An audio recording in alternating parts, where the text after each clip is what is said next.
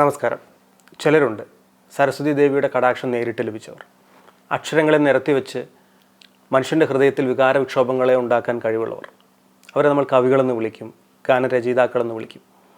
ONVക്കും വയലാറിനും ശേഷം മലയാളത്തിൽ മാന്ത്രിക ശക്തിയുള്ള അക്ഷരങ്ങളെ വെച്ചുകൊണ്ട് മാന്ത്രിക ശക്തിയുള്ള വരികളുണ്ടാക്കിയ, കവിതകളുണ്ടാക്കിയ, ഗാനങ്ങളെ രചിച്ച ഗാനരചയിതാക്കളിൽ ഏറ്റവും മുൻപന്തിയിൽ നിൽക്കുന്ന, നമ്മളുടെ ഹൃദയത്തോട് ചേർന്ന് നിൽക്കുന്ന ഒരാളാണ് ശ്രീ ഗിരീഷ് പുത്തഞ്ചേരി.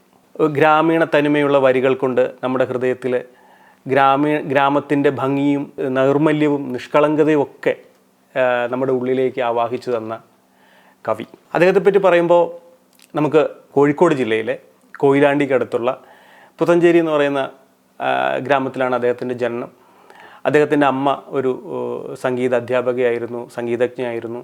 അച്ഛൻ ശാസ്ത്രങ്ങളിലും സംസ്കൃതത്തിലുമൊക്കെ അഗാധ പാണ്ഡിത്യമുള്ള ഒരാളായിരുന്നു. അതുകൊണ്ട് തന്നെ അദ്ദേഹത്തിൻ്റെ ചെറുപ്പത്തിൽ അമ്മയെ പിന്തുടർന്ന്, അച്ഛനെ പിന്തുടർന്ന് ഒരു സംഗീതജ്ഞനാവണമെന്നും പാട്ടുകാരനാവണമെന്നും ഒക്കെ ആഗ്രഹിച്ചു. പിന്നീട് വയലാറിനെ പോലെ നല്ല വരികൾ എഴുതിക്കൊണ്ട് നല്ല ഒരു എഴുത്തുകാരനായിട്ട്, കവിയായിട്ട് മാറണമെന്ന് ആഗ്രഹിച്ച ശ്രീ ഗിരീഷ് പുത്തഞ്ചേരിയുടെ ഒരുപാട് ഓർമ്മകളിൽ അദ്ദേഹത്തിനോടുള്ള ഇഷ്ടത്തിൻ്റെ പുറത്ത് നമുക്ക് ഇന്ന് അദ്ദേഹത്തെക്കുറിച്ചും അദ്ദേഹത്തിൻ്റെ വരികളെക്കുറിച്ചും അദ്ദേഹത്തിൻ്റെ സിനിമകളെക്കുറിച്ചും സംസാരിക്കാം. അപ്പോൾ ഇന്ന് രണ്ടുപേര് നമ്മുടെ കൂടെ ഉണ്ട്. അപ്പോൾ പുതിയ തലമുറയുടെ ആൾക്കാരാണ് അവർ. അപ്പോൾ ഒരുപക്ഷെ 90കളിലുണ്ടായിരുന്ന സിനിമകളെ ഒരുപക്ഷെ അവർ എത്രത്തോളം വീക്ഷിച്ചിട്ടുണ്ടെന്ന് നമുക്കറിയില്ല. പക്ഷേ ഈ കവിതകളും അല്ലെങ്കിൽ ഈ ഗാനങ്ങളും, സിനിമാ ഗാനങ്ങളുമൊക്കെ അവരെയും ഒരുപാട് സ്വാധീനിച്ചിട്ടുണ്ടാകും. അപ്പോൾ നമുക്ക് പുതിയ സിനിമകളെക്കുറിച്ച്, പഴയ സിനിമകളെക്കുറിച്ച്, ഇടക്കാലത്തിൽ നമ്മളെ സ്വാധീനിച്ച 90കളിലെ അല്ലെങ്കിൽ 90s വൈബ് എന്നൊക്കെ പറയുന്ന അങ്ങനത്തെ കുറച്ച് ഗാനങ്ങളുടെ കുറച്ച് ഓർമ്മകളുമായിട്ട് നമുക്കിന്ന് ഗിരീഷ് പുത്തഞ്ചേരിയെക്കുറിച്ചുള്ള ഓർമ്മകൾ നമുക്ക് പങ്കുവയ്ക്കാം. സ്വാഗതം. എന്താണ് ഗിരീഷ് പുത്തഞ്ചേരിയെ പറ്റി പറയുമ്പോൾ ഇപ്പോൾ ഈ കാലഘട്ടത്തിലെ നമുക്കൊരു പെട്ടെന്ന് ഓർമ്മ വരുന്നത് എന്തായിരിക്കും? ഇക്കാലത്ത് ഇപ്പോൾ ഗിരീഷ് പുത്തഞ്ചേരി, ഗിരീഷേട്ടൻ്റെ പാട്ടുകൾ കേട്ട് വളർന്നിട്ടുള്ളവരാണല്ലോ നമ്മൾ എല്ലാവരും. 90s കിഡ്സ് ആയതുകൊണ്ട് നമുക്കത് കുറേ ഇതാവും. ഇപ്പോഴത്തെ ആൾക്കാർക്ക് എങ്ങനെയാണെന്ന് അറിഞ്ഞൂടാ. പക്ഷെ നമുക്ക് കുറേ പാട്ടുകൾ പണ്ടും ഇപ്പോഴും നമ്മൾ കേൾക്കുന്നത് കൊണ്ട് ഇപ്പോൾ നമുക്ക് അത് മിസ് ചെയ്യാറുണ്ട്. ഇപ്പം അങ്ങനത്തെ വരികളില്ല എന്നുള്ളതാണ് ഏറ്റവും കൂടുതൽ നമുക്ക് വിഷമം. പാട്ടുകൾ ഹിറ്റായാലും ചിലപ്പോൾ ആ വരികൾ കുറേ നമ്മൾ മിസ് ചെയ്യുന്നുണ്ടല്ലോ. ഒരുപാട് ഒരു ടൂൺ ഇട്ട് ഇപ്പൊ കൊടുത്താലും കുറെ വരികൾ വെറുതെ ചേർത്ത് വെച്ചാലും അതിലെന്തോ ഒരു മിസ്മാച്ച് നമുക്ക് പല പാട്ടുകളിലും ഫീൽ ചെയ്യാറുണ്ട്. പക്ഷെ അന്ന് അത് തോന്നിയിട്ടില്ല. ഇപ്പൊ നമുക്ക് പല പാട്ടിലും ആ ഒരു എവിടെയോ എന്തോ ഒരു പ്രശ്നമില്ലേ എന്നൊരു തോന്നൽ എവിടെയൊക്കെയോ. എനിക്ക് തോന്നുന്നത് ഈ പറയുന്ന കവിത എന്ന് പറയുന്നൊരു സാധനം ഉണ്ടല്ലോ. നമ്മളിപ്പോൾ എത്രയൊക്കെ പറഞ്ഞാലും, ആധുനിക കവിത എന്നൊക്കെ പറഞ്ഞാലും, നമ്മളുടെ പഴമയെ ഇപ്പോൾ ONV സാറിനെയും അങ്ങനെയുള്ളവർ എഴുതിയിരുന്ന ഒരു ഭയങ്കരമായിട്ടുള്ള അർത്ഥവത്തായിട്ടുള്ള കവിതകൾ, അവർ കവികളായിരുന്നു. അപ്പം കവികൾ എപ്പോഴും കവിത എഴുതുമ്പോൾ അല്ലെങ്കിൽ ഒരു ഗാനം രചിക്കുമ്പോൾ അതിൽ കവിത നിറഞ്ഞു നിന്നിരുന്നു, കാവ്യഭാവന ഉണ്ടായിരുന്നു, അല്ലെങ്കിൽ അർത്ഥവത്തായിട്ടുള്ള വരികളുണ്ടായിരുന്നു. അത് എവിടേക്കോ നമുക്ക് മിസ്സായി എന്നുള്ളതാവാം ഒരു പക്ഷേ. അങ്ങനെയുള്ള കവികൾ നഷ്ടപ്പെട്ടതാണോ? ഉണ്ട്. ഇപ്പോൾ നമ്മൾ കേൾക്കുന്ന പല പുതിയ ജനറേഷനിലും പാട്ടുകൾ എഴുതുന്നു, അത് ഭംഗിയുള്ള പാട്ടുകളുണ്ട്. പക്ഷെ എന്നിരുന്നാലും നമ്മളിപ്പോൾ ഗിരീഷ് പുത്തഞ്ചേരി കാലഘട്ടങ്ങളിൽ പോയി എടുക്കുമ്പോൾ ഇഷ്ടംപോലെ പാട്ടാണ്, ഇഷ്ടംപോലെ പല പല പല പല പാട്ടുകൾ. അത് ഒരാളായിരുന്നു. ഇപ്പോൾ ഒരു സിനിമയിൽ തന്നെ ഇപ്പോൾ ഉദാഹരണം പറയുകയാണെങ്കിൽ CAD മൂസയിലെ പാട്ട് എഴുതിയ അതേ വ്യക്തി ഇപ്പോൾ കാടിറങ്ങി ഓടി വരുമ്പോൾ ആ പാട്ട് എഴുതിയ ആൾ തന്നെയാണ് ആകാശദീപങ്ങൾ സാക്ഷി എന്ന് പറയുന്ന പാട്ട് എഴുതിയത്. അപ്പം ആ ഒരു ടാലന്റ് ഇപ്പൊ ഇല്ലല്ലോ. അതില്ല. അത് ഒരാള് ഇപ്പോഴത്തെ കാലഘട്ടത്തിൽ ഈ ജനറേഷനിൽ ഇപ്പോൾ ഒരു ടൈപ്പ് പാട്ട് എഴുതുന്ന ഒരാളായിരിക്കും. അത് പുള്ളിക്ക് മാത്രമായിരിക്കും. ഇപ്പോൾ അടിച്ചുപൊളി പാട്ടുകൾ പുള്ളി മാത്രമായിരിക്കും എഴുതുക. പിന്നെ ഭയങ്കര ഇപ്പോൾ നല്ലൊരു മെലഡി സാധനങ്ങളൊക്കെ വേറൊരാളായിരിക്കും എഴുതുക. പക്ഷെ മുമ്പെന്ന് പറയുമ്പോൾ ഒരാൾ തന്നെ ഈ രണ്ട് കാര്യങ്ങളും ചെയ്തിരുന്നു. അപ്പൊ ആ ഒരു മിസ്സിങ് അങ്ങേയറ്റം വരെ. അതെ, പറഞ്ഞ ശരിയായി. ഇപ്പോൾ ഒരു സിനിമയിൽ ഒരുപാട് പേര് ഇപ്പോൾ ലിറിക്സ് എഴുതുന്ന ഒരു പ്രവണതയുണ്ട്. ശരിയാ. പണ്ട് ഇവർ തന്നെയാണ് ഒരു സിനിമയ്ക്ക് വേണ്ടിയിട്ട് മൊത്തം ലിറിക്സും എഴുതിയിരുന്നത്. പാട്ടുകൾ നമുക്ക് കിട്ടിക്കൊണ്ടിരുന്ന ഒരാളിൽ നിന്നായിരുന്നു. പക്ഷെ അതിപ്പോ മാറി. അതുകൊണ്ട് തന്നെ ഇപ്പൊ പാട്ടുകൾ വരുമ്പോൾ നമുക്ക് ഇഷ്ടമാണ്. ആദ്യം കേൾക്കും, നമ്മൾ കുറെ കേൾക്കും. കുറച്ച് കഴിയുമ്പോൾ നമുക്ക് പാട്ട് കേട്ട് കഴിയുമ്പോൾ നമുക്കിപ്പോൾ ഇൻസ്റ്റയിലാണെങ്കിലും യൂട്യൂബിലാണെങ്കിലും കുറേ പ്രാവശ്യമൊക്കെ ഇത് റീലിലൊക്കെ കേട്ട് കഴിയുമ്പോൾ നമുക്ക് ഓട്ടോമാറ്റിക്കലി ബോറടിച്ചു തുടങ്ങും. ഈ പാട്ട് മതി ഇനി ഇത്. പക്ഷെ ഗിരീഷ് ഏട്ടൻ്റെ ആ കാലഘട്ടത്തിൽ പോയ പാട്ടാണ് ഇപ്പോഴും നമ്മൾ കേട്ടോണ്ടിരിക്കുന്നത്. ഒരു ദിവസം 2 പാട്ടെങ്കിലും കേൾക്കും എന്നുള്ളതാണ് പുള്ളി. സ്റ്റോറി ഇട്ടാലും പാട്ടുകൾ കേട്ടാലും പിന്നെ ആ പാട്ട് തപ്പിപ്പോകും.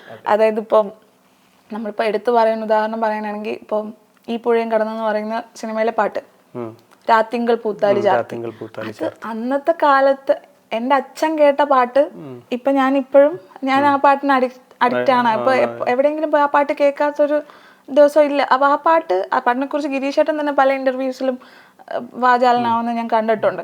അപ്പൊ പുള്ളി എഴുതുന്ന പാട്ടുകളോടുള്ളൊരു അത് എനിക്ക് ഇപ്പോഴത്തെ ഒരു ഇതിൽ കിട്ടാറില്ല. അതാണ് അല്ല, ആ പറഞ്ഞൊരു സാധനം ഉണ്ടല്ലോ, ഒരു കവി ഞാൻ എഴുതിയതിനെ പറ്റി വീണ്ടും വാചാലനാവെന്ന് പറഞ്ഞാൽ അത് അദ്ദേഹം ഹൃദയത്തിൽ നിന്ന് എഴുതി എന്നുള്ളതാണ്. അപ്പോൾ അതിനുണ്ടാവുന്ന ഒരു ശക്തി എന്ന് പറയുന്ന ഭയങ്കരമാണ്, നമ്മുടെ ഹൃദയത്തെ ഇടിക്കും. പിന്നെ അങ്ങനെയാണ് ക്ലാസിക്കുകൾ ഉണ്ടാവുന്നതെന്ന് തോന്നുന്നു. ഈ ക്ലാസിക് എന്ന് പറയുന്നത് കാലത്തിന് അതീതമായി നിലനിൽക്കുന്ന വരികളും ഗാനങ്ങളും ഒക്കെയാണ്. അപ്പോൾ ഈ രാത്തിങ്കൾ പൂത്താലി ചാർത്തിയൊക്കെ നമ്മൾ എപ്പോൾ കേട്ടാലും ഒരുപക്ഷെ നമുക്ക് ഒരു പഴയ ഗാനം കേൾക്കാൻ ഒരു തോന്നലില്ലാതിരിക്കുന്ന സമയത്തും ഈ പാട്ട് കേട്ട് തുടങ്ങുമ്പോഴത്തേക്കും അറിയാതെ നമ്മൾ ആ പാട്ട് മുഴുവൻ ശ്രദ്ധിച്ച് കേട്ടു പോകുന്ന ഒരു അതെ അതെ അതെ അതങ്ങനെ ഒരുപാട് പാട്ടുകളുണ്ട്. ഇപ്പം പറയാം, പിന്നെയും പിന്നെയും ആരോഗ്യനാവിന്റെ പടികടന്നെത്തുന്ന പത്നിസ്വനമാണെങ്കിലും സമ്മറിൻ ബത്ലഹേമിലെ പാട്ടുകളാണെങ്കിലും അതിൻ്റെ അകത്ത് ഇപ്പം ഒരു രാത്രി കൂടി ഇവിടെ വാങ്ങവേ എന്ന് പറയുന്ന പാട്ട് അതേ ഇതിൻ്റെ അകത്ത് തന്നെ കൺഫ്യൂഷൻ തീർക്കണേ എന്ന് പറഞ്ഞ പാട്ടും എഴുതിയിട്ടുണ്ട്. ഇതൊക്കെ രണ്ടും ചെയ്യും. അതെ അതെ ഒരു സിനിമയിലെ 2 പാട്ടുകളും പുള്ളി എടുത്തിട്ടുണ്ട്. പിന്നെ പുള്ളിയുടെ പിന്നെ കോംബോ വരുമ്പോ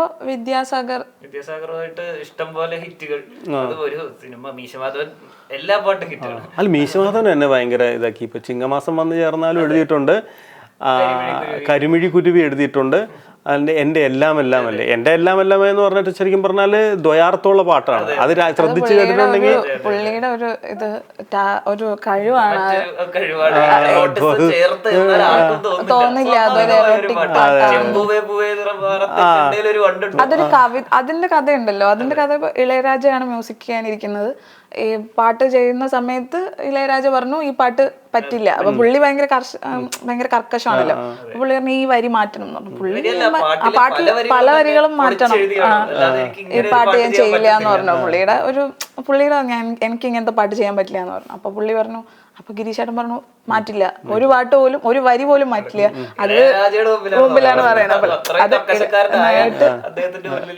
പാട്ട് മാറ്റില്ല ഇങ്ങനെ തന്നെ. പക്ഷെ ഇത് നിങ്ങൾ ചിന്തിക്കുന്നതിന്റെ രീതിയാണ്, ഇത് പ്രകൃതിയെ കുറിച്ച് തന്നെയാണ് എഴുതിയേക്കണെന്നാ പുള്ളി പറഞ്ഞത്. അങ്ങനെ പറഞ്ഞ് പുള്ളി കുറെ അപ്പൊ പുള്ളി ചോദിച്ചു അതെങ്ങനെ നിനക്ക് അത് പറയാൻ പറ്റും എന്ന് ചോദിച്ചപ്പോൾ പുള്ളിയുടെ കുറെ അച്ഛൻ്റെ ചേട്ടൻ പറഞ്ഞ പോലെ അച്ഛൻ പഠിപ്പിച്ചു കൊടുത്ത കുറെ സംസ്കൃതങ്ങളുടെ ഇതുണ്ട്.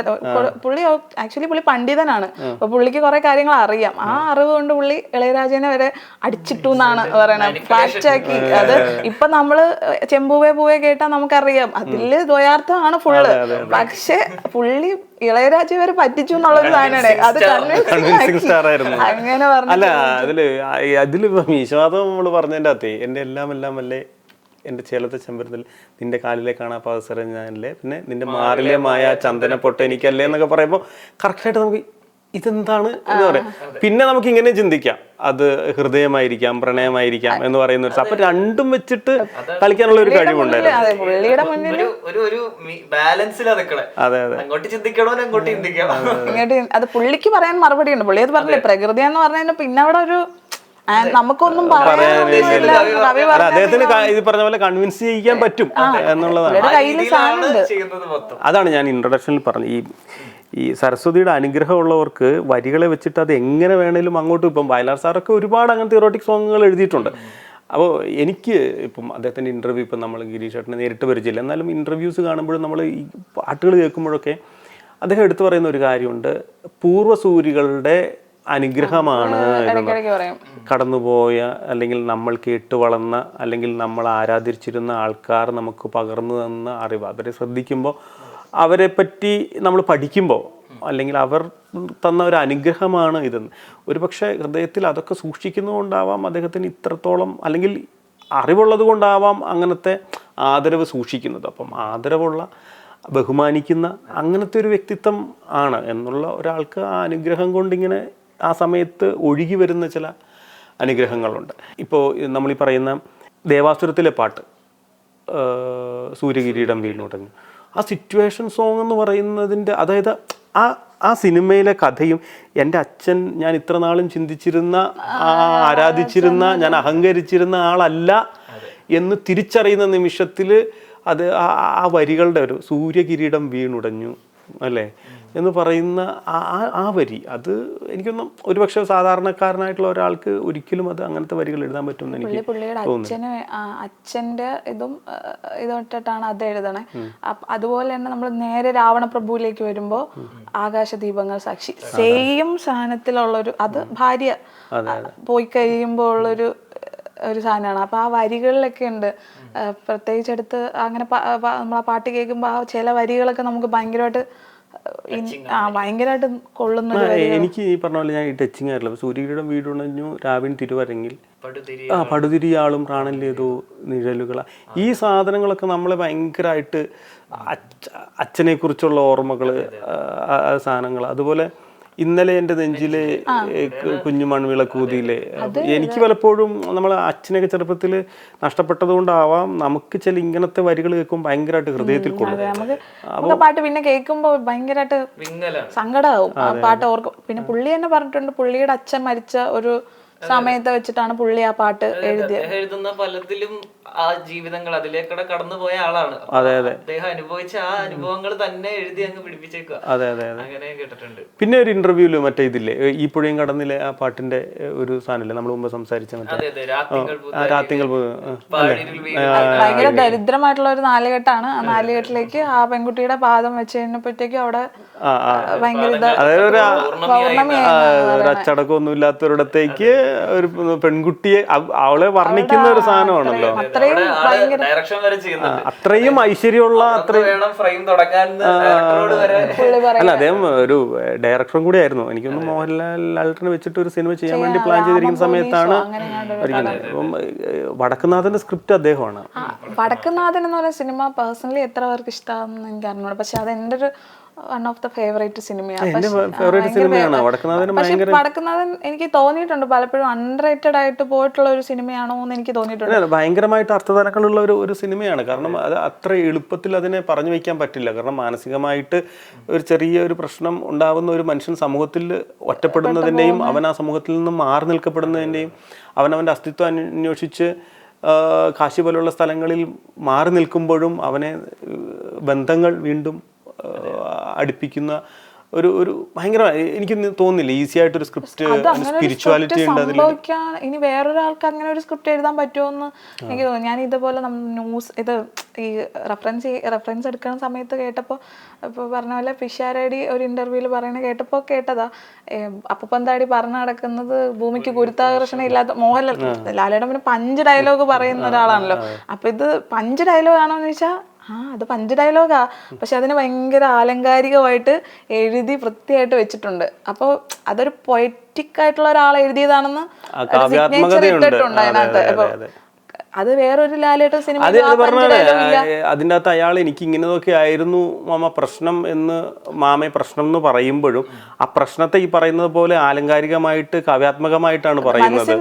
അത് മോഹൻലാൽ പറയുന്ന ഒരു ഡയലോഗുകളുണ്ട് കുറെ.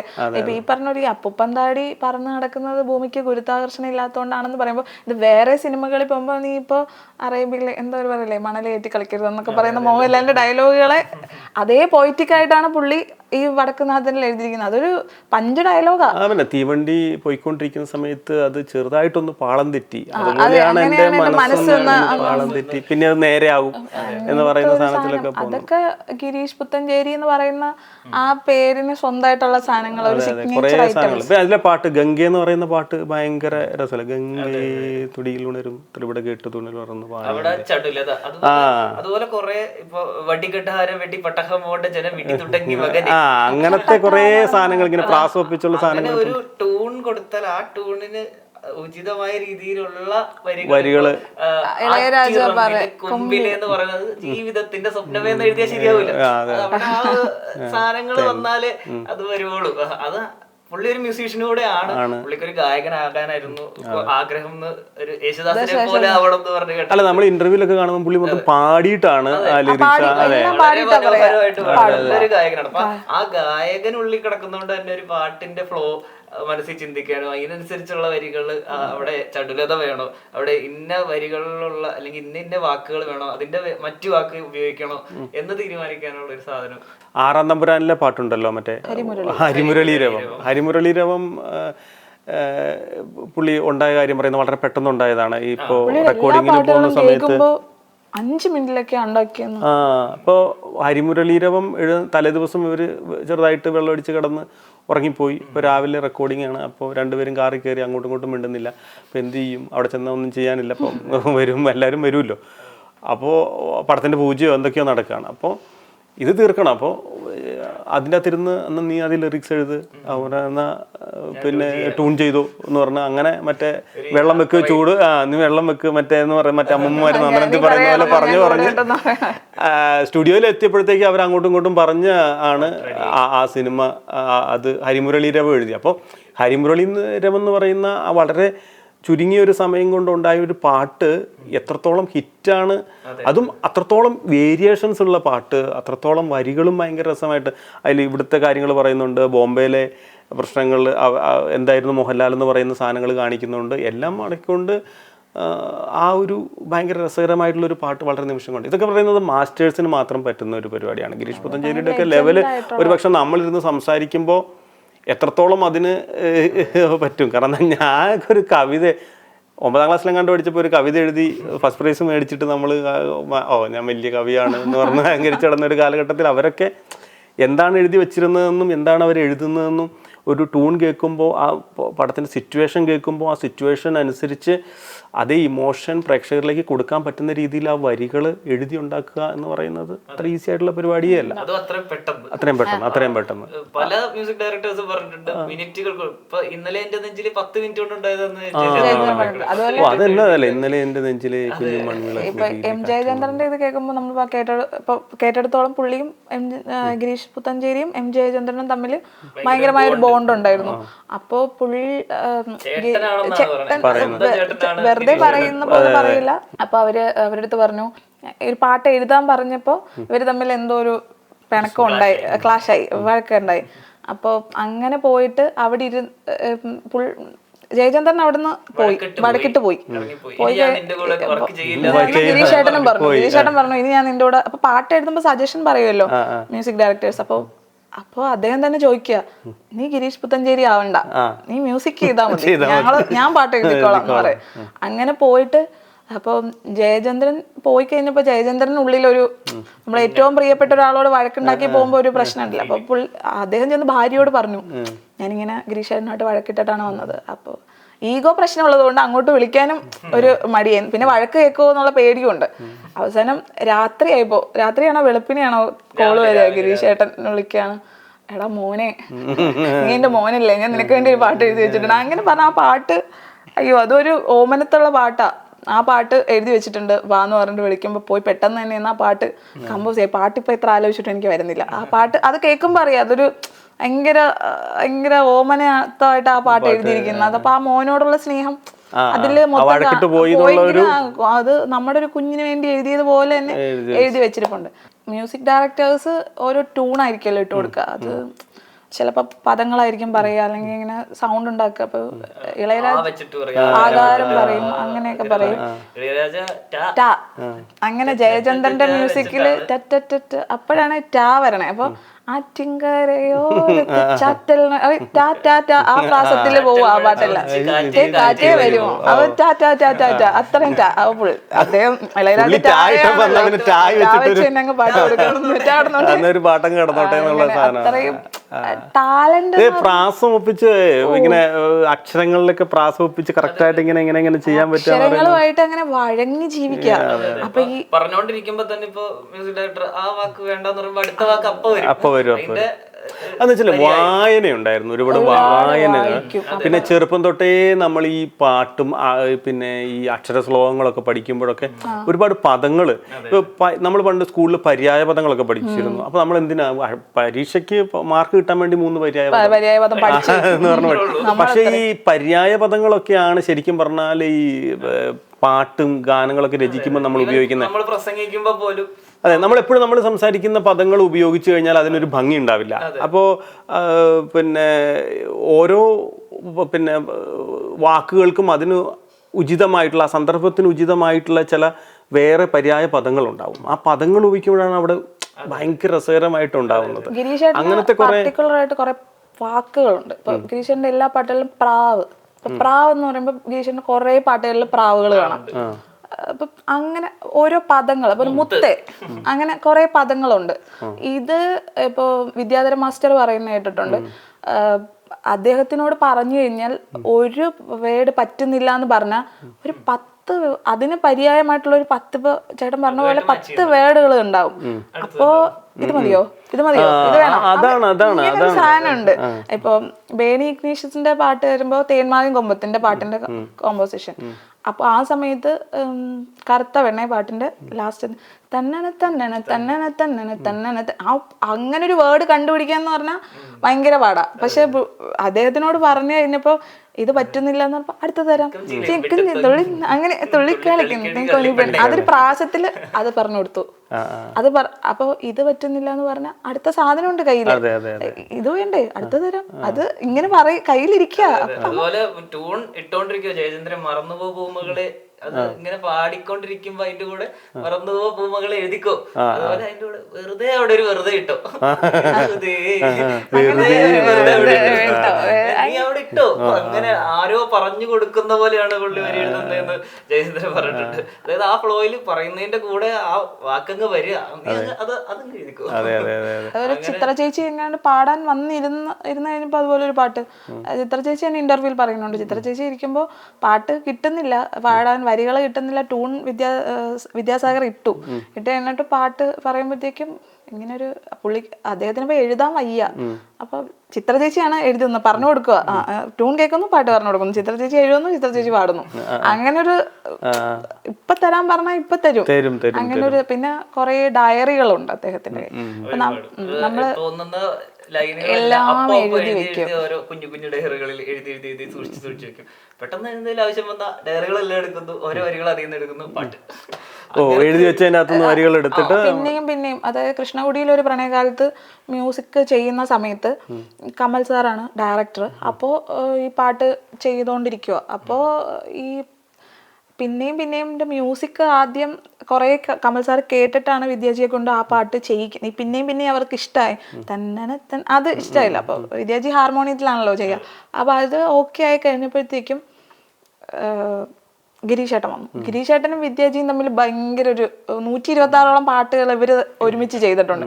അപ്പൊ വിദ്യാജിക്ക് ഏറ്റവും പ്രിയപ്പെട്ട എഴുത്തുകാരനും കൂടിയാണ്.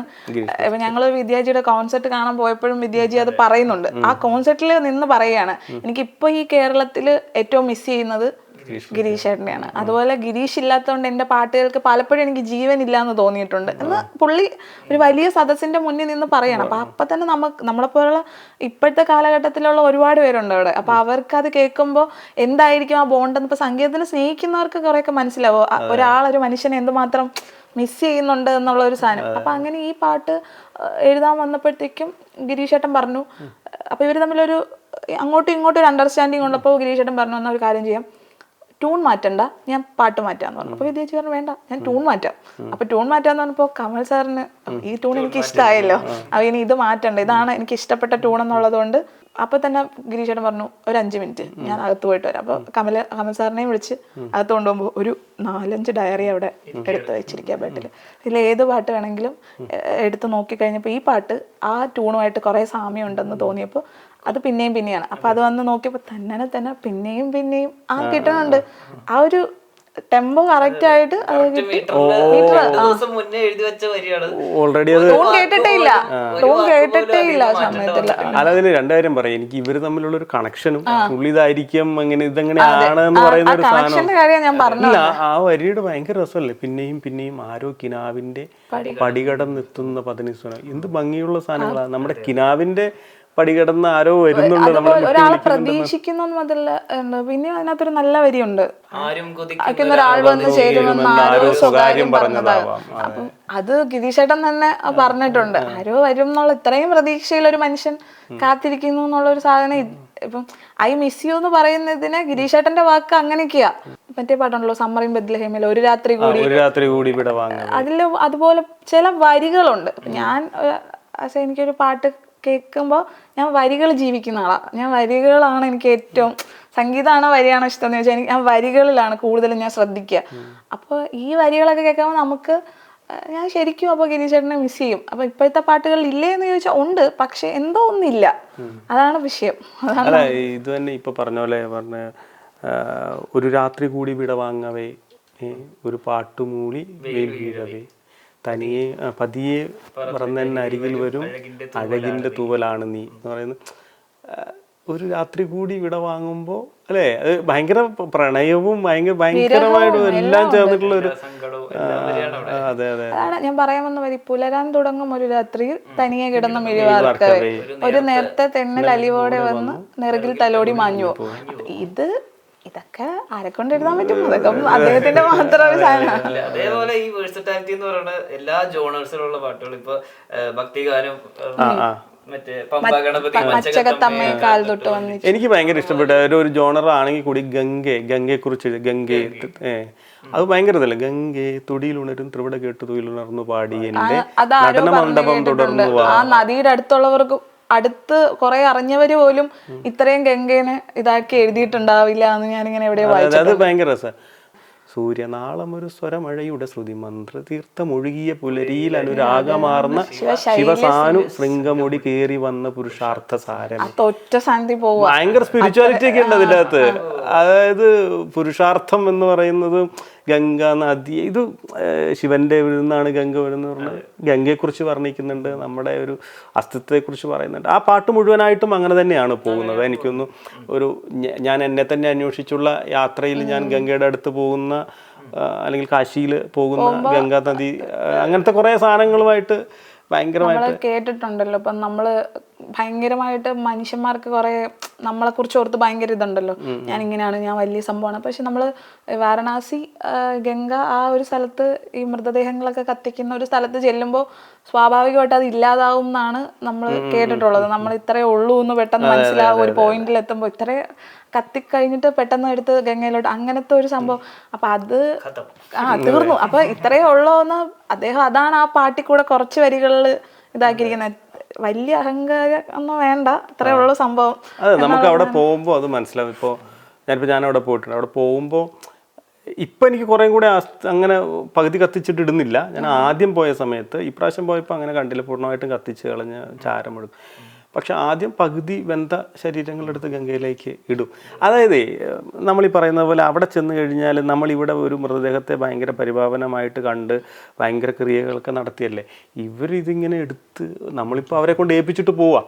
അവിടെ എടുത്തു, അതങ്ങോട്ട് ഇട്ടു, അവർ കത്തിച്ചു, പകുതി കഴിഞ്ഞു, കളഞ്ഞു. അതായത് ഒരു വിലയൊന്നും ഇല്ല, കഴിഞ്ഞു. അപ്പൊ എന്തിനാണ് നീ അഹങ്കരിക്കുന്നത്? ഗിരീഷേട്ടന്റെ വാക്കുകള് കവിതയിൽ മാത്രല്ല, അപ്പൊ എഴുതുമ്പോ മാത്രല്ല, ഇപ്പൊ കണ്ട ഒരു അദ്ദേഹത്തിന്റെ സംസാരമാണ്. അദ്ദേഹത്തിന് യേശുദാസ് ആവാനാണ് ആഗ്രഹം. ഞാൻ ആ യേശുദാസ് ആവുന്നത്. അപ്പൊ യേശുദാസിന്റെ പാട്ടിനെ വർണ്ണിക്കുക, നിലാവത്ത് കാമധേനുവിനെ കറക്കുന്ന പോലെയാണ് അദ്ദേഹത്തിന്റെ പാട്ടുകൾ. അപ്പൊ ഞാൻ ആലോചിക്കുക, ഇത് എന്തൊരു വരിയത്, അത് ഇങ്ങനെ പറയാൻ പറ്റണേ? അതായത് രണ്ടിനും ഒരർത്ഥം. കാമധേനു എന്ന് പറയുന്ന പശുവിനെ നിലാവത്ത് കറക്കുമ്പോ അപ്പൊ അത്രയും വെള്ള, അത്രയും പ്യുവർ വൈറ്റ്, അപ്പൊ അതിന്റെ ആ വെള്ളം എങ്ങനെയായിരിക്കും? അങ്ങനെ നമ്മൾ എഴുതുമ്പോൾ നമ്മൾ എന്തെങ്കിലും ചെറുതായിട്ടൊക്കെ എഴുതുമല്ലോ, അപ്പൊ നമുക്കിത് കേൾക്കാൻ കൊള്ളാം, സൂപ്പർ. ആ വരികൾ വെറുതെ വർത്താനം പറയാ, വെറുതെ ഒരു സിദ്ദിഖായിട്ടുള്ള ഒരു ഇന്റർവ്യൂല് പറയാ. അപ്പൊ സംസാരിച്ച് പോകുമ്പോ തന്നെ ഒരു കവിത, വർത്താനം പറയണ തന്നെ ഒരു കവിത പോലെയാ വർത്താനം പറയണം. അപ്പൊ നമ്മളിങ്ങനെ കേട്ടിരിക്കും, അതിന്റെ കൂടെ പാട്ടുകളും.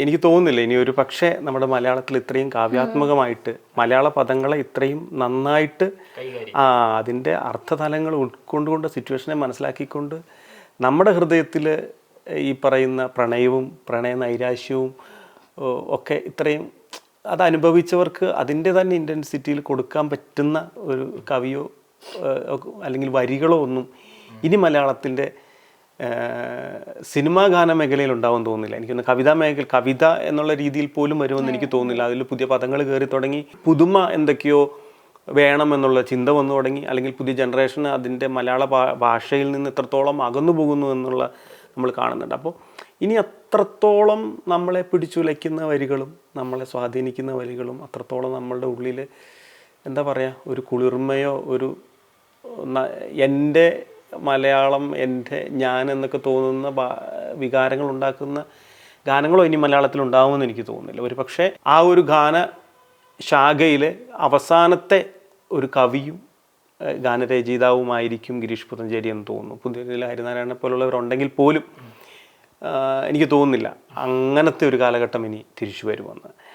എന്തായാലും ഒരു നീണ്ട 90-കൾ തൊട്ട് ഒരു 2020 വരെയുള്ള കാലഘട്ടത്തിൽ മലയാളത്തിൽ ഇങ്ങനെ ഒരുപാട് ബ്ലോസം അല്ലെങ്കിൽ ഒരു ഒരു ഒരു ഒരു ഇങ്ങനെ ഇങ്ങനെ വിരിഞ്ഞു നിന്നിരുന്ന അത് തന്നെ റിവൈൻഡ് ചെയ്ത് കേൾക്കാന്നുള്ള ഒരു ഓപ്ഷൻ. അതെ അതെ ഇനിയിപ്പം എന്നും അത് ഇങ്ങനെ കേട്ടോണ്ടിരുന്ന് അതിനെപ്പറ്റി ഓർക്കുകയും അവരെപ്പറ്റി ചിന്തിക്കുകയും അവരുടെ മ്യൂസിക് ഡയറക്ടറും ഗാനരചയിതാവും തമ്മിലുള്ള ഇഴയടുപ്പത്തെ പറ്റിയൊക്കെ നമുക്ക് സംസാരിക്കാമെന്നല്ലാണ്ട് എന്തായാലും പുതിയ നല്ല ആഴമുള്ള പദങ്ങളും ഗാനങ്ങളൊക്കെ ഉണ്ടാവട്ടെ എന്ന് ആശംസിച്ചുകൊണ്ട് അതെ ഗിരീഷ് പുത്തഞ്ചേരിയുടെ ഗിരീഷ് പുത്തഞ്ചേരിയുടെ എന്ന ആ നല്ല ഗാനരചയിതാവിൻ്റെ ഓർമ്മകൾക്ക് മുന്നിൽ ഈ എപ്പിസോഡ് സമർപ്പിക്കുന്നു അല്ലേ.